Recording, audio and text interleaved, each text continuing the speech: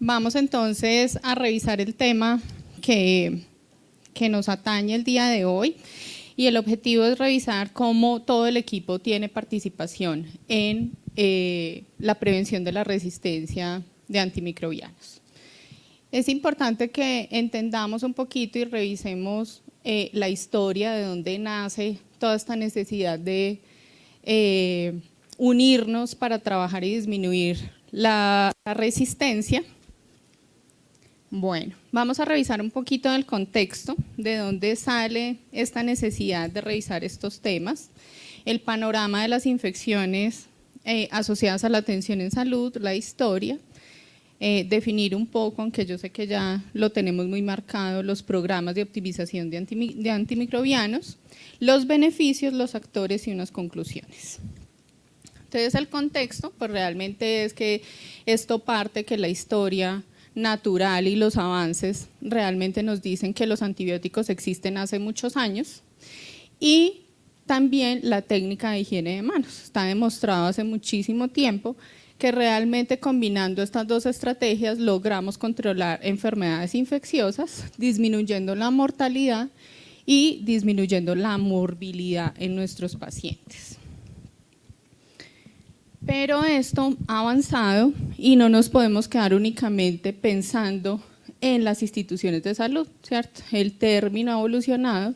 Anteriormente hablábamos del nosocomio, y el nosocomio hacía referencia a los hospitales, ¿cierto? Entonces nos dimos cuenta que realmente eso no está limitado solo a los hospitales, sino donde se realice atención en salud, que podemos hacerlo de manera ambulatoria, que podemos hacerlo en un cuidado de crónicos. Entonces se nos amplió el panorama.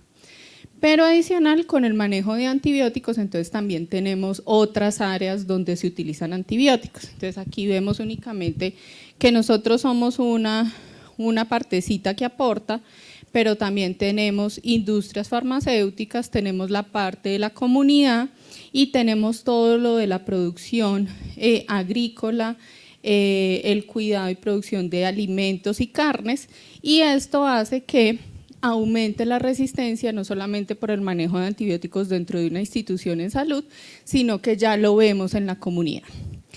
Este residuo y estos manejos de estos antibióticos para todo este ecosistema nos genera riesgos de contaminación de las aguas y de los mismos alimentos o plantas que pues accedemos para nuestra alimentación o también tenemos en las casas.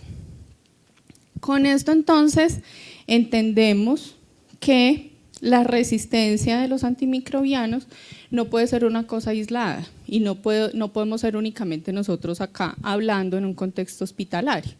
Por eso la resistencia a los antimicrobianos ha migrado y nos llama a hacer unos esfuerzos comunes.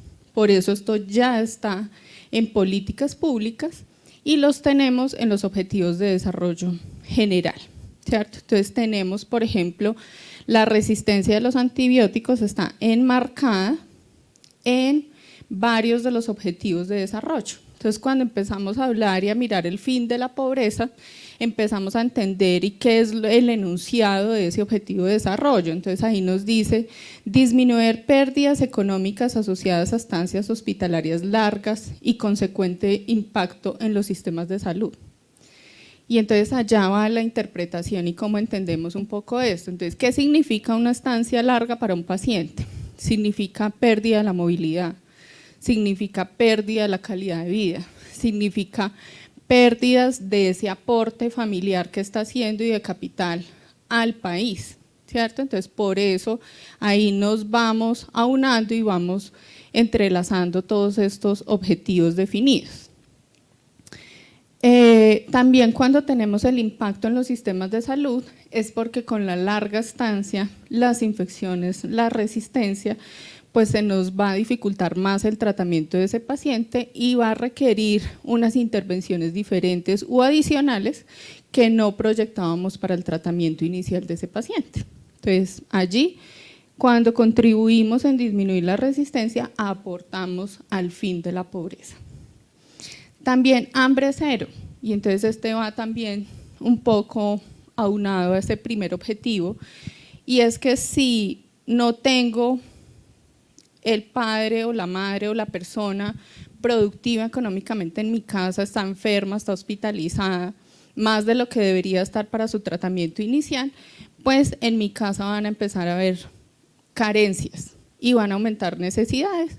Y en los estratos más vulnerables, pues va a significar un aumento de hambre para esta población. Entonces aquí también con lo que nosotros hacemos aportamos a este objetivo de desarrollo.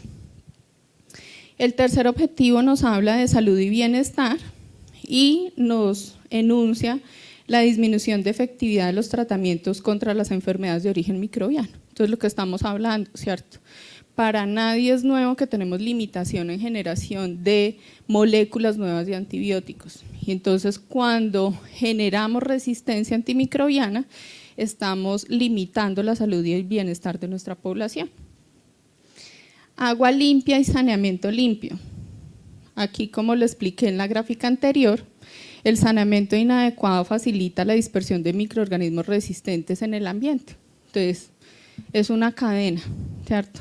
La pobreza, el hambre, la salud y bienestar, el agua limpia, el hacinamiento, las condiciones de aseo, el acceso a agua potable, eso también nos va generando este tipo de dificultades. Trabajo decente y crecimiento económico. Tenemos afectación al sector productivo, lo que hablábamos en el objetivo 1. Si estoy incapacitado, no puedo trabajar, pues hay un trabajo que no puedo acceder y el crecimiento económico es limitado. La reducción de las desigualdades, esto todo va amarrado de la parte económica y esa brecha que tenemos en accesos también a tratamientos farmacológicos, ¿cierto? Las personas de pronto de ciertas poblaciones, estos son objetivos mundiales, de otros países con menos recursos, pues tendrán menos moléculas disponibles que lo que podemos tener nosotros o un país en desarrollado. Y la vida y los ecosistemas terrestres. Entonces todo esto es para ilustrar un poco que no estamos solos acá, tenemos un impacto global. Entonces cuando nosotros realmente prevenimos infecciones y prevenimos las resistencias, pues estamos aportando al desarrollo mundial. Para contextualizar un poco, las infecciones asociadas a la atención en salud, pues son las que se definen cuando el paciente ingresa a un servicio de salud y su manifestación de sintomatología se presenta 48 horas después. Generalmente, las infecciones están asociadas a la atención en salud, se definen como que el paciente ingresó por una cosa totalmente diferente y dentro de la institución adquirió algo que no debía adquirir y que nosotros tenemos el reto de tener unos procesos y unos estándares para disminuir la probabilidad de que eso ocurra. Cuando hablamos de las infecciones, entonces es importante resaltar que esto aumenta los costos durante la atención. En Estados Unidos ellos se han enfocado mucho en estudiar realmente cuánto vale que un paciente se infecte, porque allá las infecciones o los eventos que le ocurren a los pacientes dentro del proceso de atención deben ser asumidos por la institución. Entonces, si un paciente se infecta, todo el tiempo adicional, todas las pruebas, todos los antibióticos, todo lo que requiera el paciente derivado de eso, lo asume el hospital. Acá todavía no tenemos eso, pero hemos tenido unos hitos importantes donde hemos tenido unas sanciones por los entes de Estado donde han dicho que los hospitales deben asumir eso. En general no está dentro de nuestra norma todavía, pero sí tenemos que demostrar como hospital que estamos trabajando y que somos rigurosos en implementar todas esas estrategias de prevención.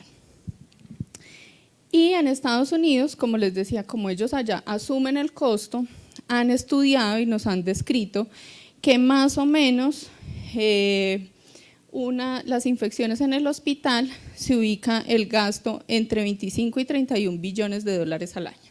Entonces ellos trabajan muchísimo, invierten en tecnología, en retos de educación a su personal para poder garantizar que disminuyen ese riesgo. Pero no solo con eso, entonces el riesgo de que un paciente se nos infecte dentro del hospital, la literatura nos dice que más o menos del 50 al 60% de esas infecciones ya tienen un perfil de resistencia. Y esto pues nos aumenta la mortalidad, la morbilidad y por supuesto los costos. ¿A qué estamos llamados? Entonces realmente estamos llamados a centrarnos en el paciente, a garantizar que los procesos fluyan en todos los ámbitos de atención del paciente, en unidades de cuidado crónico, en unidades ambulatorias y en la parte hospitalaria. Y es por esto que se empieza a generar historia a raíz de fortalecer la prevención de la resistencia a los antimicrobianos. Y es en 1996 donde la OPS crea la red Labra, que básicamente lo que ellos empiezan con esa red es adquirir información microbiológica confiable, que esté disponible de forma oportuna y que podamos reproducir esa recolección y esa disponibilidad de datos. Con eso, ¿qué hacemos? Fortalecemos la vigilancia, y la vigilancia aquí es muy importante, y no vigilar de ir a mirar, sino que cómo es el comportamiento de los datos y cómo realmente estamos mirando qué es ese comportamiento de resistencia y sensibilidad de los microorganismos que estamos generando infecciones en las instituciones.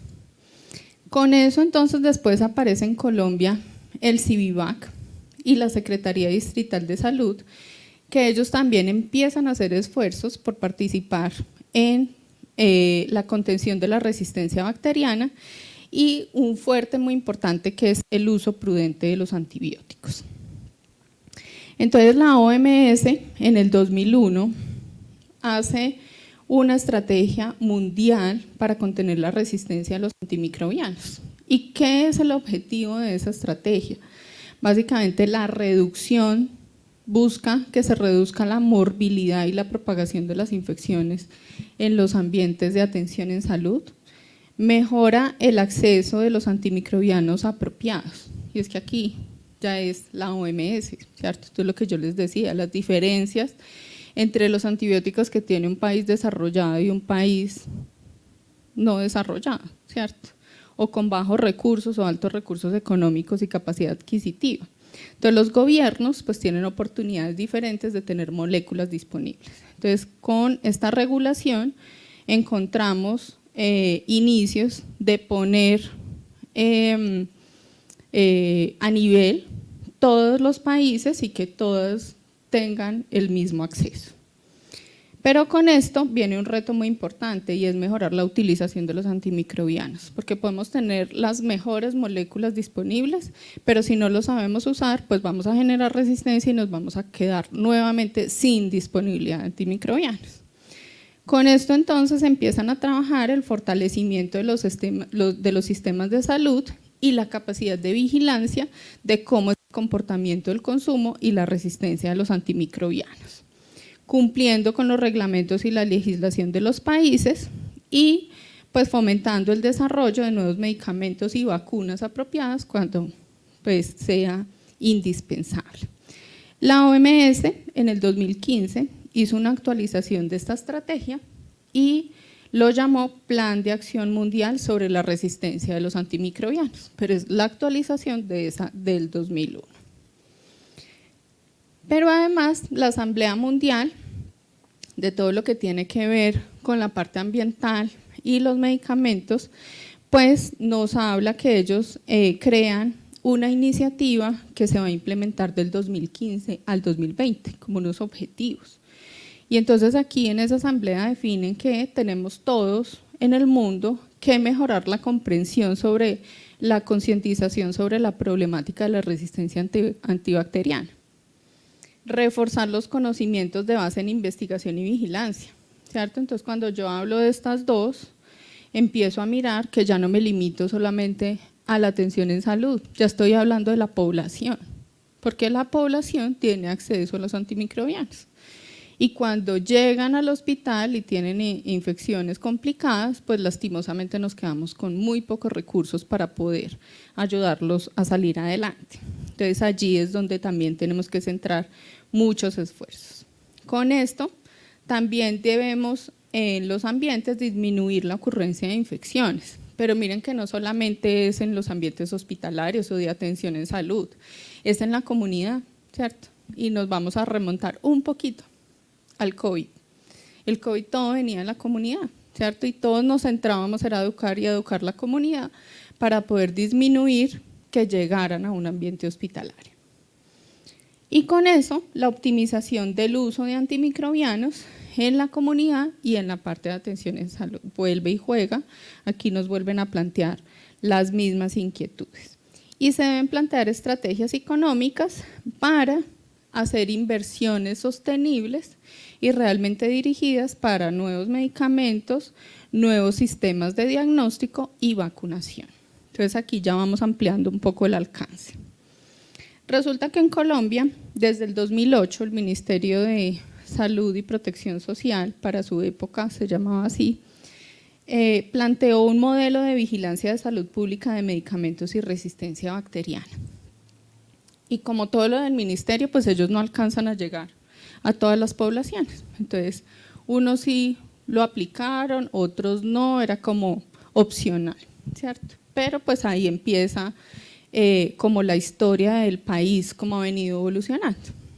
En el 2009, la Universidad Nacional tiene una iniciativa que se llama el Plan Estratégico para la conformación de una Red Nacional de Vigilancia, Prevención y Control de Infecciones, que va planteado del 2010 al 2014. Y era lo que les mostré un poquito en la diapositiva anterior, el CIVIVAC, ¿cierto? Entonces allí empiezan ellos a tener esta recolección de información y como país empezamos a tener datos para poder tomar decisiones. En el 2012 tenemos una política económica y social donde pues nos plantean de forma transversal una estrategia a nivel nacional con la parte farmacéutica y la promoción del uso adecuado de medicamentos. Entonces allí es donde empieza a salir toda la restricción de antimicrobianos, que no sean de venta libre, que sea con fórmula, que pues en otros países, en otro planeta sucede que eso se ejecuta. Eso es lo ideal, las políticas quedan muy bien escritas, pero realmente después ejecutarlas es un reto. Y en el 2012 al 2021, el Ministerio de Salud y Protección Social nuevamente presenta el Plan Decenal de Salud, donde incluye la disminución de las infecciones y la resistencia a los antimicrobianos y que el consumo de antibióticos en el 90% de los hospitales de mediana y alta complejidad pues sea vigilado y sea supervisado. Para la siguiente modificación, entonces ya tenemos que el plan decenal está planteado para el 2022 al 2031, donde para el 2031 esperamos que el 100% de las IPS de mediana y alta complejidad implementen la cobertura de los programas de control de infecciones y de resistencia antimicrobiana en todos los componentes. Entonces hemos ido evolucionando. Y lo que tenemos actualmente es nuestra resolución 2471 del 2022, donde definitivamente nos dicen que debemos adoptar los lineamientos técnicos. Aquí ya nos dicen, el ministerio aquí nos dijo que debíamos implementar y a esta resolución nos da el cómo. Entonces aquí nos dice esos lineamientos técnicos de cómo debemos hacer esa implementación del programa de prevención, vigilancia y control de infecciones de la mano de la optimización de uso de antimicrobianos para mitigar la resistencia. Con eso entonces, hablando un poquito y viniendo a la definición del programa, entonces definitivamente es una estrategia que debe existir en las instituciones que busca la optimización de los usos de los antimicrobianos y mejora los resultados clínicos de los pacientes. Reduce las infecciones, reduce la morbilidad, reduce la mortalidad de los pacientes y reduce, por supuesto, los costos. ¿Cuáles son los beneficios? Entonces, los beneficios que tenemos descritos en la literatura es que más o menos Hay una reducción del 20 al 50% de usos de antimicrobianos cuando tenemos un programa de optimización de uso de estos medicamentos. Y esto se va amarrando, ¿cierto? Entonces, si uso menos antibióticos, menor espectro, pues voy a reducir significativamente los costos. Minimiza los efectos adversos de medicamentos, porque es que entre más medicamentos yo le dé al paciente, pues más riesgo tengo, entonces no es solo la interacción medicamentosa, sino con los alimentos, con los medicamentos que ya tiene crónicos, entonces empezamos a veces que uno no sabe ni a qué horas le pone el medicamento al paciente. Reducción de infecciones por Clostridioides difficile, es francamente por presión selectiva de antibióticos. Reducción de infecciones asociadas al cuidado de la salud debido al acortamiento de la internación del paciente, lo que estábamos hablando ahorita. Si el paciente tiene menos días de estancia en el hospital, menos riesgo de adquirir una infección intrahospitalaria va a tener, ¿cierto? Minimizar las interacciones de los medicamentos y disminuir finalmente la resistencia antimicrobiana. Con esto entonces tenemos un equipo pequeñito. ¿Quiénes de ustedes se ven ahí en ese diagrama? Muy poquitos. Yo esperaba que todos me levantaran la mano. Realmente los actores importantes para los programas de optimización de antibióticos somos todos. Todos tenemos actividades que hacer. Por supuesto, hay unas cabezas orientadoras del programa. Y entonces la cabeza orientadora pues es un médico especialista en enfermedades infecciosas. Y esto tiene diferentes interpretaciones, ¿cierto? Porque acá en Bogotá, Fundación Santa Fe de Bogotá, tenemos infectólogo. Hay otras instituciones que no. Entonces debe ser una persona, un médico que tenga la capacidad de manejar antibióticos o que tenga la capacidad también de, ahorita estamos haciendo, se ha incursionado mucho en teleasesoría, ¿cierto? Entonces entre un médico especialista o un médico de un pueblito, de un hospital pequeño, tiene la capacidad de comunicarse con un especialista en enfermedades infecciosas y tomar decisiones relacionadas a tratamientos. Entonces, en este caso y en el mundo perfecto, vamos a hablar que el líder del programa es un especialista en enfermedades infecciosas. Tenemos también microbiólogos clínicos, farmacéuticos hospitalarios, epidemiólogos, el área de vigilancia epidemiológica, médicos hospitalarios y enfermería. Y quiero contarles un poquito de qué es lo que hace cada uno dentro del programa. Entonces, el especialista en enfermedades infecciosas o el líder del programa va a coordinar la participación y colaboración de otras disciplinas. Entonces es el que empieza a mirar dónde realmente se están manejando estos antimicrobianos y debemos decirle, ven, te invito a participar en el comité de optimización de antibióticos porque en el hospital manejamos uno, pero ambulatoriamente manejamos otros. Y esas personas deben estar involucradas en el programa. También es el encargado de educar a los profesionales, ¿cierto? Porque entonces entre médicos la alineación se lleva de una manera adecuada, entonces él es el encargado de educar a esos profesionales médicos. También de liderar la realización de las guías de práctica clínica, es el que mira el contexto, toma los datos locales, porque acuérdense que las guías son generales, pero nosotros tenemos que aterrizarlas a nuestra institución y a nuestra población, a nuestra comunidad. Entonces, él es el que lidera esa realización de las prácticas clínicas y aumenta la aceptación del cumplimiento del programa. Cuando miramos al farmacéutico hospitalario, pues no me cupo en uno solo, entonces lo tengo en dos cuadritos, realizan bastante. Tiene la validación de las prescripciones de los médicos y cuando hablo de la validación estoy mirando también la optimización de la dosis. La vía, la forma de administración, la estabilidad del medicamento y el monitoreo terapéutico. Que también tengamos la capacidad de seguir los días que ha dicho el médico de administración del tratamiento, ni un día menos ni un día más. La identificación precoz de eventos adversos, y aquí ellos van muy de la mano con toda la parte de seguridad del paciente y los reportes a farmacovigilancia, y prevención de interacciones medicamentosas. Ustedes acá todo el tiempo nos están diciendo pilas que ese medicamento interactúa con tal. Entonces, esa es la función, esa es la riqueza del conocimiento del farmacéutico hospitalario. Pero no solo eso, también hacen desarrollo de protocolos con la perspectiva de farmacocinética y farmacodinámica. Realizamos retroalimentación a los prescriptores sobre el uso basado en cultivos según las guías definidas y identifican casos de interés para comunicarlo al equipo PROA.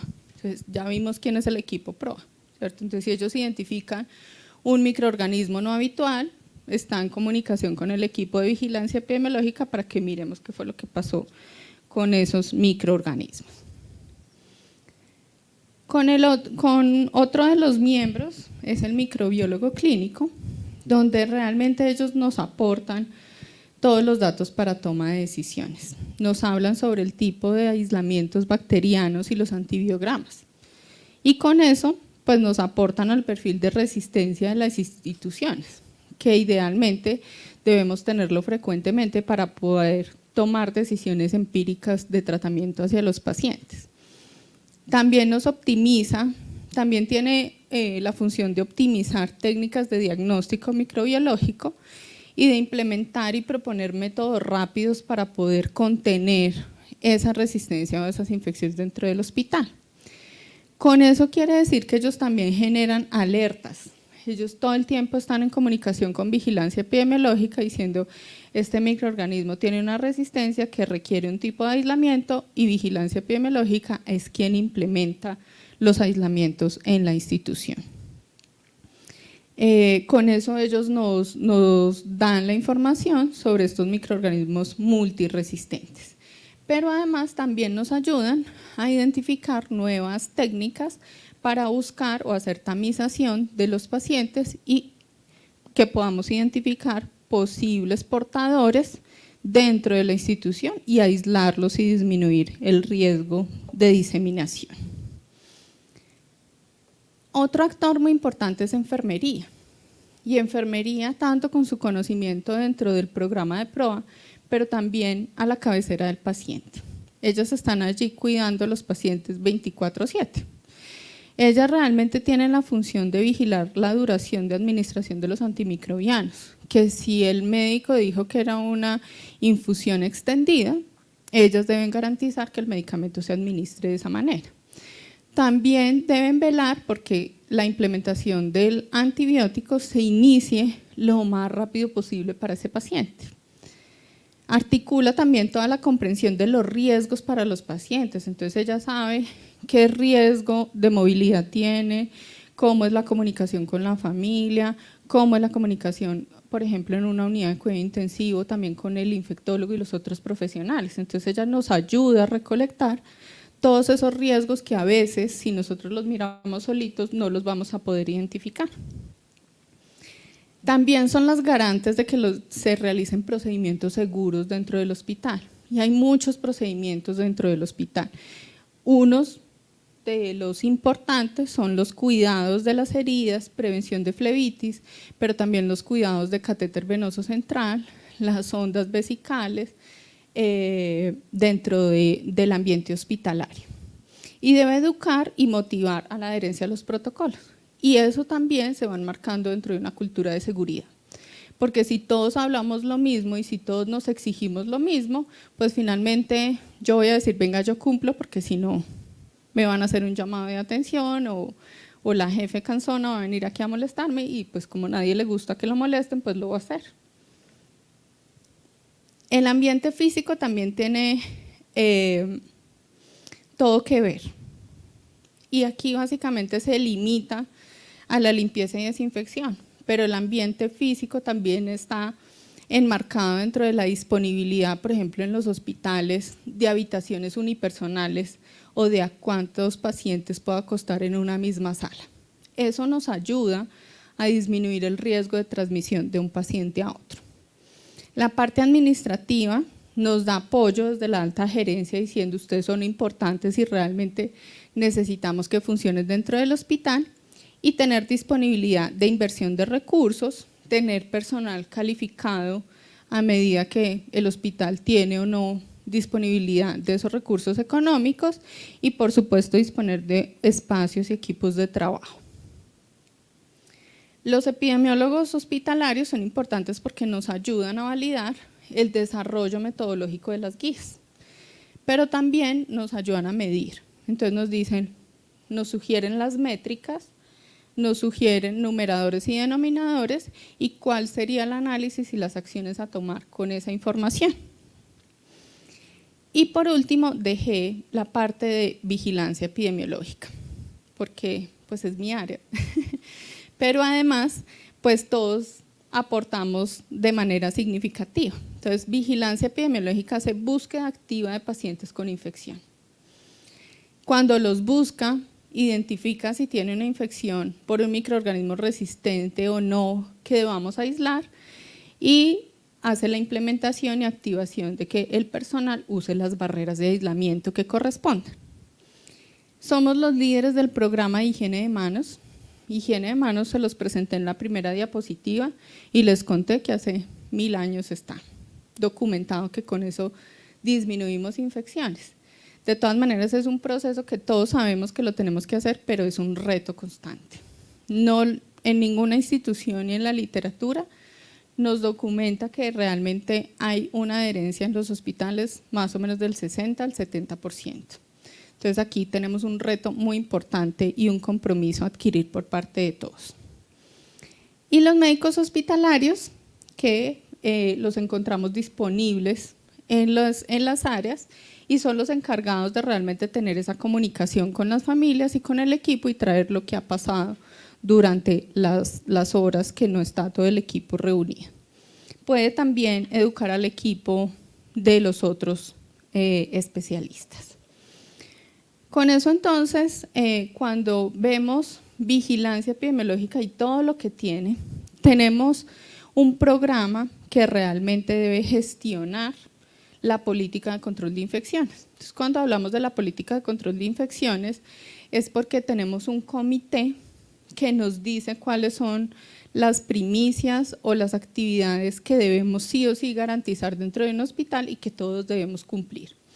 El equipo de vigilancia epidemiológica es el encargado de hacer cumplir esa política y de educar y garantizar que las personas de la institución adquieran y apliquen todos esos conocimientos de los protocolos. ¿Hasta dónde llega? ¿Cuál es el alcance del área de la política? Realmente somos todos los que nos podamos infectar. Entonces es el paciente, pero nosotros también como colaboradores podemos adquirir una infección dentro de nuestro quehacer diario, familiares y visitantes. Entonces el alcance de la política es muy amplio. Aquí tenemos interacciones importantes de diferentes áreas y tenemos el área de seguridad y salud en el trabajo que nos enseña a prevenir accidentes con cortopunzantes, por ejemplo, que cuando vamos a entrar a hacer nuestro trabajo en un área hospitalaria nos dice para prevenir el riesgo de adquirir una hepatitis B usted debe vacunarse o debe tener unos anticuerpos en tal nivel, ¿cierto? Entonces ellos son parte importante y activa de toda esta política de prevención de infecciones. Gestión ambiental también, porque si yo no gestiono adecuadamente los residuos dentro de una institución, va a aumentar el riesgo de infección. Farmacovigilancia y tecnovigilancia, ellos nos ayudan a vigilar que los medicamentos que le estemos administrando a los pacientes no vengan contaminados y no generemos infecciones que no requieren los pacientes, pero no solo los medicamentos pueden estar contaminados, los dispositivos también. Por un manejo inadecuado, por un almacenamiento inadecuado, ellos también se pueden contaminar y presentar riesgos. El servicio de alimentos, por el manejo de temperaturas, por el manejo de exclusividad de líneas, entonces los pollos, las carnes, los pescados no se pueden cruzar durante la preparación porque nos presentan riesgos. Las enfermedades transmisibles, que básicamente es todo lo que manejamos con aislamientos hospitalarios, todo lo que podamos adquirir nosotros o podamos pasarlos dentro de un hospital. La central de esterilización, que nos garantiza que todo lo que usamos para atender a nuestros pacientes no tengan microorganismos. La parte de infraestructura, que se los comenté un poco, y eso está enmarcado dentro de las habitaciones individuales, pero también hemos evolucionado a tener sistemas de diferenciales de presión. Tenemos habitaciones con presión positiva y con presión negativa. Y todos los eventos de interés en salud pública. Y como vemos, tenemos dos actores muy importantes, que es todo lo de gestión de antimicrobianos y nuestro pilar fundamental para prevenir las infecciones, que es higiene de manos. Con esto, el área de vigilancia epidemiológica hace una búsqueda activa de casos, identifica a los pacientes que han adquirido infecciones dentro del hospital y de la mano del laboratorio de microbiología pues hace un aislamiento adecuado para este tipo de pacientes. ¿Cuáles son los focos importantes para vigilancia epidemiológica? El riesgo de un paciente portador de un dispositivo invasivo. ¿Y qué es un dispositivo invasivo? Un catéter venoso central, una sonda vesical, un ventilador mecánico, pero también una vía venosa periférica. También enmarcamos y tenemos recomendaciones para disminuir infecciones del sitio operatorio. Disminuimos también toda la resistencia antimicrobiana aportando con los aislamientos hospitalarios y evitando esa diseminación dentro del hospital. Hacemos seguimiento a indicadores y al comportamiento y hacemos fortalecimiento de competencias mediante educación y acompañamiento al equipo asistencial. Con esto y estas funciones y esta participación de estos equipos, como conclusión, el planteamiento holístico de los pacientes reconoce pues que la salud humana, la sanidad de los animales domésticos y la parte silvestre, plantas y un entorno más limpio, incluye todo el ecosistema y están estrechamente vinculados y no aislados. Entonces, mire todo lo que tenemos para impactar. La resistencia a los antimicrobianos es una amenaza para el hombre, los animales, las plantas y el medio ambiente y pues nos afecta a todos. Así el día de hoy no estemos hospitalizados, pero nos afecta a todos. El conocimiento de los programas y funciones dentro de ellos permite apoyar al equipo y nos hace identificar que todos somos importantes. Y con el objetivo de garantizar el cumplimiento de todos los objetivos de forma conjunta. Entre todos es más fácil que uno solo. Los estándares de prevención de infecciones han sido y seguirán siendo de gran importancia para garantizar la atención segura de nuestros pacientes. Y esta última me gusta mucho y es: el ejemplo es nuestro mejor recurso. Definitivamente, si nosotros hoy estamos aquí sentados es porque tenemos una conciencia adicional y definitivamente tenemos que dar ejemplo para nuestro equipo y que sigamos luchando contra la resistencia a los antimicrobianos. Muchas gracias.